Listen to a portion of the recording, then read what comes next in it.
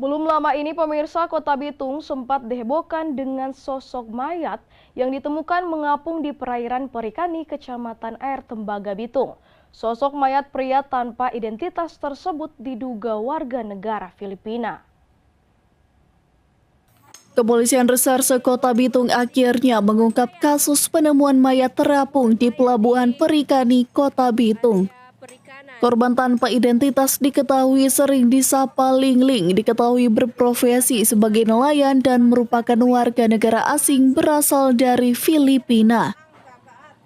Hal tersebut dibenarkan Kapolres Bitung AKBP Tommy Bambang Suhisa pada press release. Hingga saat ini pihaknya masih melakukan pendalaman bekerja dengan pihak kelurahan, kecamatan hingga imigrasi. Untuk penemuan tadi, untuk korban belum ada identitasnya.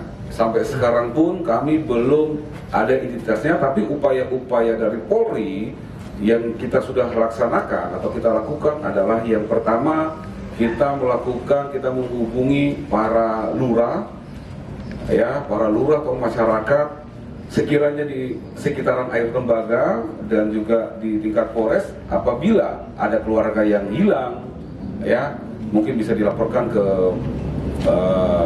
Polres Bitung maupun Polres Tembaga.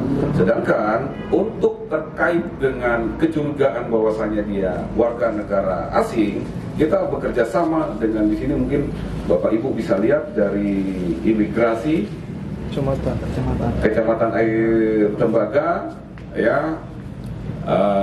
sudah kita koordinasikan terkait dengan warga negara asing ini. Tentunya juga sudah saya perintahkan juga terkait dengan kedutaan Filipina yang juga konjen,